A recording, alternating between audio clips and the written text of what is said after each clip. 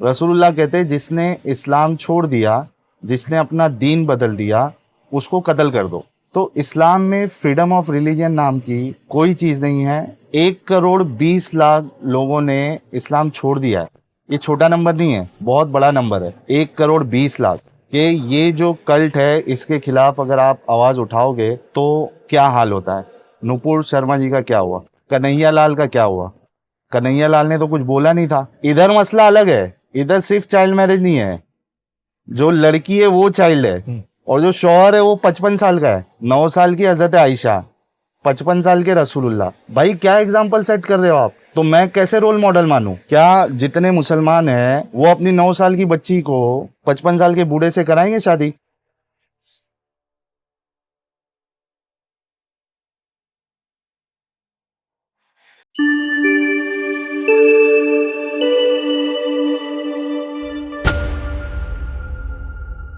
मित्रो नमस्कार.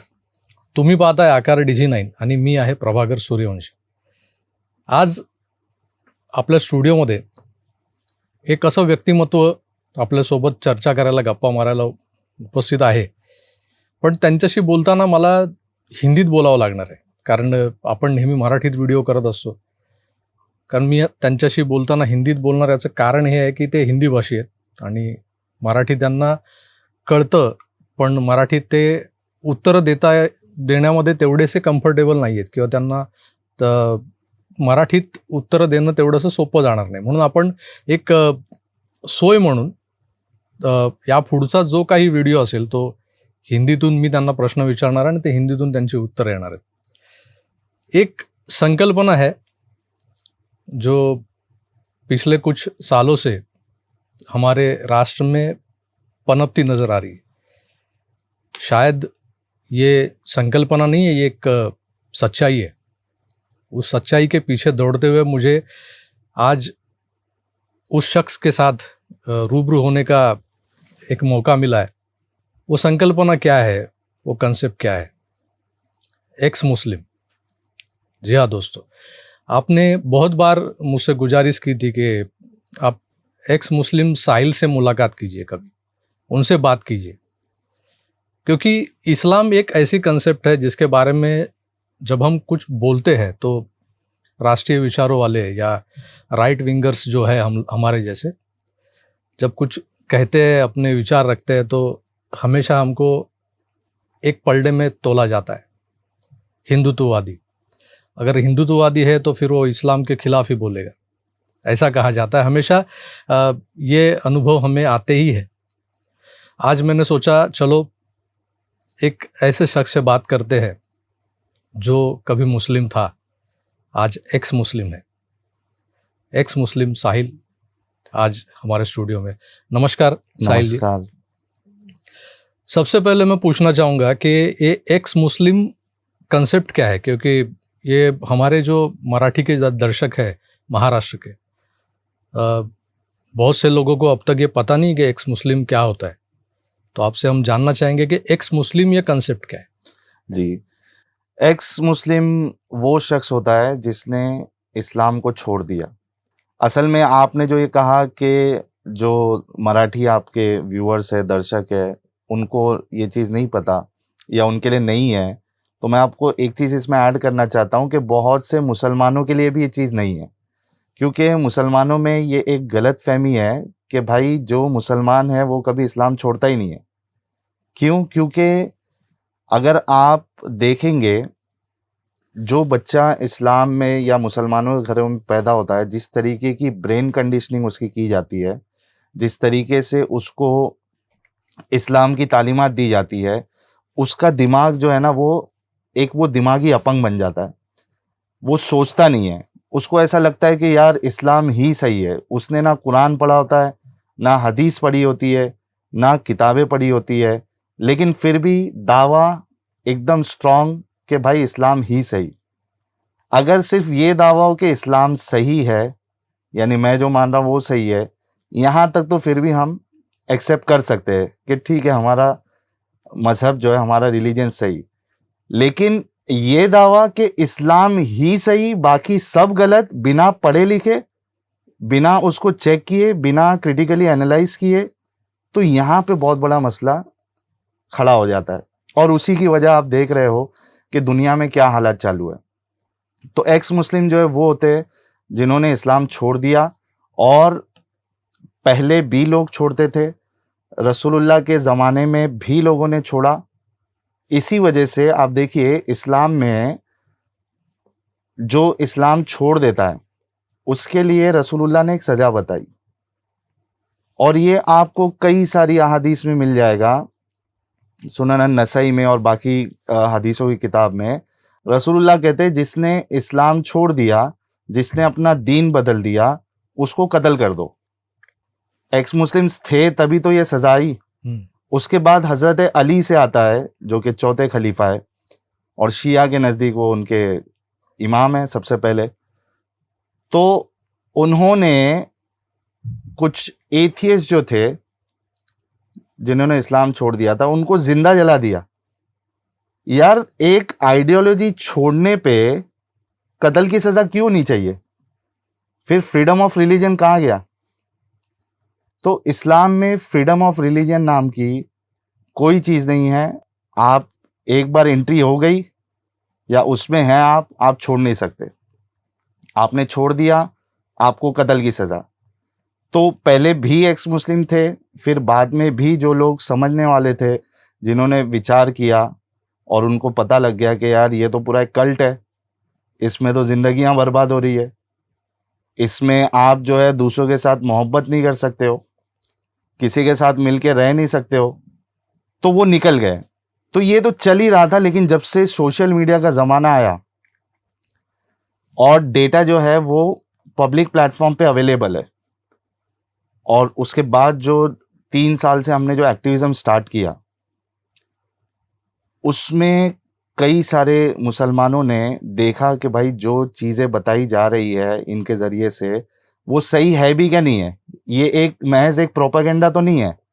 जब उन्होंने चेक किया उनको वो चीज़ मिली जो हम बता रहे हैं, जो आर्ग्यूमेंट्स दे रहे हैं, तो कई सारे लोग एक्स मुस्लिम हो रहे हैं। प्यू रिसर्च का अगर आप सर्वे देखें इंडिया का, ये मैंने कवर भी किया था मेरे चैनल पे, जो कि 2021 का डेटा है, 2 साल पुराना डेटा है, उसके हिसाब से 1,20,00,000 लोगों ने इस्लाम छोड़ दिया है। ये छोटा नंबर नहीं है, बहुत बड़ा नंबर है, 1,20,00,000। लेकिन प्रॉब्लम यहाँ पे ये आता है कि जो लोग इस्लाम छोड़ देते हैं वो खुल के सामने नहीं आते। क्यों सामने नहीं आते? एक तो फैमिली डिसोन कर देगी, फैमिली अगेंस्ट में आ जाएगी, सोसाइटी उनके अगेंस्ट हो जाएगी, मोहल्ले वाले उनके खिलाफ हो जाएंगे, फिनेंशियल बॉयकॉट करेंगे, सोशल बॉयकॉट करेंगे, और उसके ऊपर अगर उसने लोगों को बताना शुरू किया कि भाई मैं रसूलुल्लाह को नहीं मानता हूँ, नबी सच्चा नबी नहीं मानता हूँ, उनके कैरेक्टर में ये प्रॉब्लम है, तो जान का भी खतरा। तो इस वजह से लोग खुल के नहीं आ रहे। लेकिन हमारी ये कोशिश है कि हर एक इंसान को जीने का हक है। अब देखो, मुझे खुद छुप के जीना पड़ रहा है, सही बात, इंडिया में रहते हुए, क्योंकि हर किसी को पता है कि ये जो कल्ट है इसके खिलाफ अगर आप आवाज उठाओगे तो क्या हाल होता है। नुपुर शर्मा जी का क्या हुआ, कन्हैया लाल का क्या हुआ? कन्हैया लाल ने तो कुछ बोला नहीं था, वो तो किसी ने उनके मोबाइल से वो सिर्फ व्हाट्सएप पे स्टेटस शेयर हो गया, क्या किया गया? तो ये जो ज़ॉम्बीस है ये खुलेआम घूम रहे हैं। लेकिन हमारा जो ये एक्टिविज्म है, ये जो एक्स मुस्लिम मूवमेंट हम चला रहे हैं, उसका एक मकसद ये भी है कि ये बातें आम हो, एक्स मुस्लिम होना एक आम चीज़ हो, और उनको नॉर्मल ज़िंदगी जैसा आप जी रहे हो, बाकी लोग जी रहे हैं, वैसा उनको भी हक है जीने का। तो इस वजह से ये चीज़ें हम कर रहे हैं, हमारा एक्टिविज्म चला रहे हैं यूट्यूब के माध्यम से, और कई सारे लोग इस्लाम छोड़ रहे हैं। अभी रीसेंट डेटा जो आएगा उसमें नंबर्स और काफ़ी हाई हो जाएंगे। नहीं, अभी ये कंसेप्ट तो क्लियर हो गया कि एक्स मुस्लिम क्या होता है। आपने जब एक्स मुस्लिम बनना चाहा, उसके पहले आपके दिमाग में क्या चल रहा था? मतलब उसके पहले तो आप मुस्लिम थे। मैं एक नॉर्मल मुस्लिम नहीं था। हाँ, मैं इस्लाम की तबलीग भी करता था। तबलीगी थे आप? तबलीग करता था, लोगों को इस्लाम की तरफ बुलाता था। अच्छा। कन्वर्ट भी किया है मैंने। यानी मैंने बताया ना, क्योंकि हमारे जहन में एक चीज़ होती है कि भाई इस्लाम ही सही और बाकी सारे जो है वो जहन्नमी है। अगर वो बिना ईमान लाए मर जाएंगे तो वो जहन्नम में जाएंगे। और इस्लाम वाला जो खुदा है वो आपके अंदर ये कीड़ा डालता है, उदू इला सबीली रब्बिका बिल हिक्मा वल मौइज़तिल हसना वजादिलहुम बिल्लती हिया अहसन। कुरान में इस्लाम वाला खुदा जो है वो कहता है कि लोगों को दावत दो, बुलाओ उनको अल्लाह के रास्ते की तरफ, हिकमत के साथ, विजडम के साथ, और उनके साथ बहस करो। तो ये चीज़ जो है वो हर एक मुसलमान जो है चाहता है कि भाई मेरे साथ जो लोग हैं उनको मैं मुसलमान कर दूं। और ये कीड़ा आपको हर जगह देखने मिलेगा। आप ट्रेन में जाओ, अगर बाजू वाला कोई मोमिन है तो वो शुरू हो जाएगा, किसी ना किसी ज़रिए से स्टार्ट हो जाएगा कि इस्लाम में ये अच्छाई, वो अच्छाई, तुम्हारा हिंदुज़म में ये क्यों है, क्रिश्चियनिटी में तुम्हारा ये क्यों है, हमारा इस्लाम सबसे बेस्ट है। ट्रेन में जाओ, प्लेन में जाओ, ओला में जाओ, उबर में जाओ, टैक्सी में जाओ, रिक्शा में जाओ, घूमने के लिए जाओ, दारू पीने चले जाओ, अगर वहाँ भी मुसलमान है तो वो दारू पीते पीते भी आपको इस्लाम की दावत देगा, है ना। तो ये कीड़ा होता है। तो ये कीड़ा मेरे अंदर भी था। और मैं ऐसा नॉर्मल नहीं, मैं उसमें चीज़ें सीख के, और जाकिर नायक का बहुत बड़ा फ़ैन रहा हूँ मैं। अच्छा। हाँ, तो उससे सीख के भाई हिंदू अगर है तो उसको क्या बोलने का, यजुर्वेद ना तस्य प्रतिमा अस्ति, क्रिश्चियन है तो उसको क्या बोलने का। तो ये मैं दावत करता था, लोगों को बुलाता था इस्लाम की तरफ। लेकिन क्या होता है कि एक जो मुसलमान है, एक तो दिमागी अपंग होता है, ठीक है, सोचता नहीं है। और जो सोचता भी है, जैसे मेरे जैसे लोग थे, वो एक दायरे के अंदर से सोचते हैं, ठीक है, वो सोच सीमित होती है, उसके अंदर से ही जब चीज़ें आप देखते हैं तो आपको नहीं समझ में आती है। जब आप उस दायरे से बाहर निकलोगे और देखोगे एक पर्सपेक्टिव के साथ, तब आपको समझ में आता है कि भाई क्या सही है क्या गलत है। तो जब मैंने उस दायरे से निकलकर इस्लाम को देखा, परखा, उसकी आइडियोलॉजी, फिर उसमें जो सबसे अजीम शख्सियत है जिसको बेस्ट रोल मॉडल कहा जा रहा है, उनका कैरेक्टर कैसा है, बाकी मजहब के लिए क्या है इस्लाम में, ये वाला जो खुदा है इसके अंदर अपनी मखलूक को लेके कितनी मोहब्बत है, वो क्या चाहता है उससे, वो डरा क्यों रहा है, उसको अपनी प्रशंसा, तारीफ कराने का क्यों इतना शौक है। भाई आप जो है, आप अगर हिंदू है, आप मंदिर जाते हैं तो डर से जाते हैं क्या मोहब्बत से जाते हैं? मोहब्बत से जाते, मोहब्बत से जाते हैं ना। अरे जो बड़ा है वो तो बड़ा ही है, बड़ा ही है। कोई उसको बड़ा माने या नहीं माने उसको क्या फर्क पड़ने वाला। अब पीएम मोदी साहब को कोई नहीं मान रहा तो उससे क्या, पीएम मोदी साहब पीएम मोदी नहीं रहेंगे। तो सही। यहाँ वाला जो अल्लाह है, कुरान वाला जो अल्लाह है, उसको अपनी इबादत कराने का इतना भूत क्यों लगा हुआ है कि अगर मेरी इबादत नहीं करोगे, नमाज नहीं पढ़ोगे 5 टाइम, तो मैं तुमको सजा दूंगा, मुझे खुदा नहीं मानोगे, किसी और को मान लिए तो हमेशा हमेशा जहन्नम में जलाएगा। क्यों भाई? अरे ये कहता कि तुम अच्छे काम नहीं करोगे तो तुमको उसकी सजा मिलेगी। कॉन्सेप्ट जो है वो कर्म पे होना चाहिए, सजा और जो आप जजा कहते हैं जिसको, वो तो कर्म पे होना चाहिए। लेकिन आप कर्म पे रखने के बजाय जो बुनियादी चीज़ है वो ये है कि मुझे मानो, नहीं तो मैं तुमको हमेशा हमेशा जहन्नम में जलाऊंगा।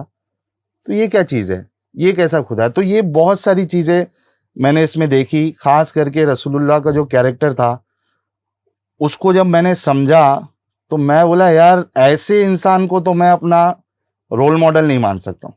आप बताइए, एक जो समाज सुधारक है वो चाइल्ड मैरिज खत्म कराने आएगा या खुद चाइल्ड मैरिज करेगा? आपसे पूछ रहा हूँ। अच्छा। एक समाज सुधारक है, वो चाइल्ड मैरिज खत्म कराने आएगा या खुद चाइल्ड मैरिज करेगा? नहीं, ये तो सीधी दिखती बात है कि समाज सुधारना है तो ये ऐसी गलत चीज नहीं करनी चाहिए, एग्जैक्ट। लेकिन इससे यहाँ होगी पे ही नहीं। यहाँ पे सिर्फ मसला चाइल्ड मैरिज का भी नहीं है। चाइल्ड मैरिज किसको कहते हैं? लड़का जो दूल्हा है और दुल्हन दोनों बच्चे हैं, दोनों बच्चे। 2-3 साल का फर्क हो सकता है। इधर मसला अलग है, इधर सिर्फ चाइल्ड मैरिज नहीं है, जो लड़की है वो चाइल्ड है और जो शौहर है वो 55 साल का है। 9 साल की हजरत आयशा, 55 साल के रसूलुल्लाह। भाई क्या एग्जाम्पल सेट कर रहे हो आप? तो मैं कैसे रोल मॉडल मानूं? क्या जितने मुसलमान हैं वो अपनी 9 साल की बच्ची को 55 साल के बूढ़े से कराएंगे शादी? कोई कराएगा नहीं है। तो बिल्कुल। दिमाग चलता क्यों नहीं है कि ये सही है या गलत है?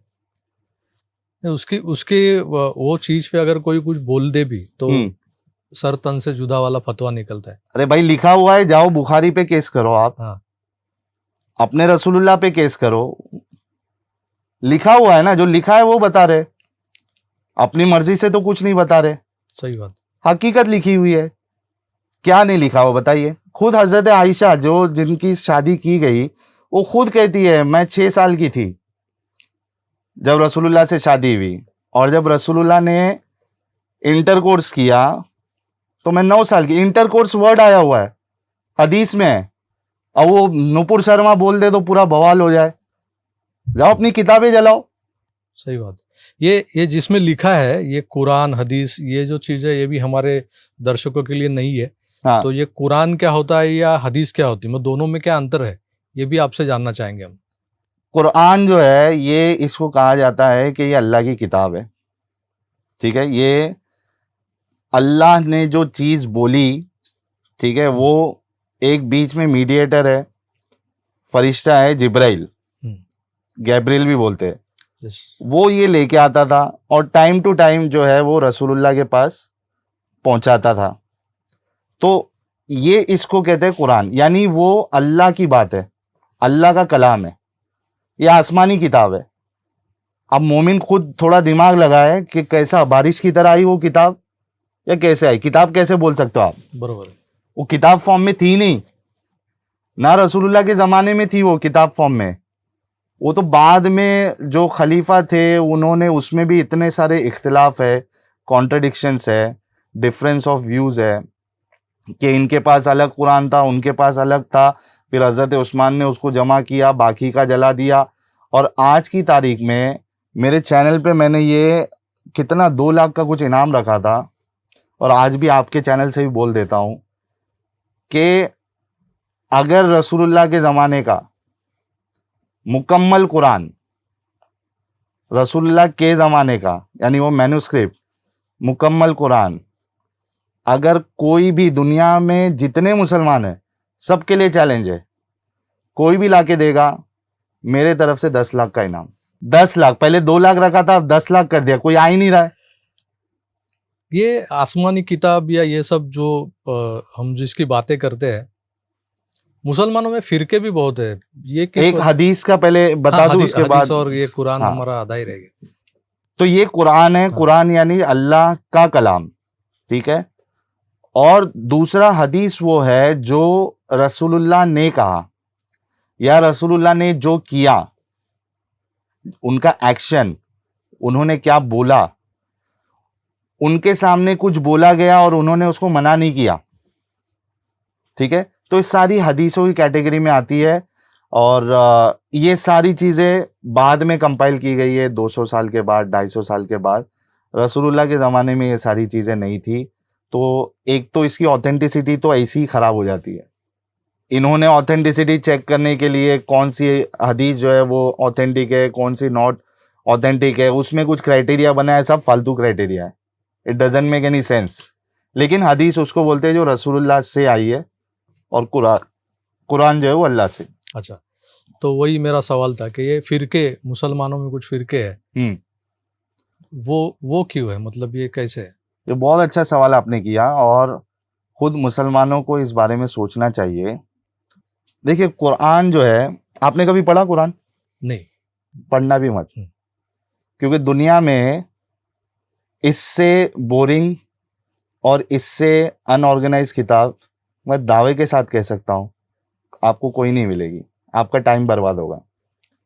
हाँ, नॉलेज के लिए मतलब देखना हाँ। है क्यों पागलपन छाता है, तो आप वो कोशिश की थी मैंने एक बार, एक हाँ। मराठी कुरान, जो कुरान का मराठी वो ट्रांसलेशन, कल्याण स्टेशन या हाँ, हाँ। मीरा रोड स्टेशन के बाहर चले जाओ, वो वो दावा वाले फ्री में देते फ्री में रहते हैं। देते, वो फ्री वाली किताब मुझे मिली देखा? थी।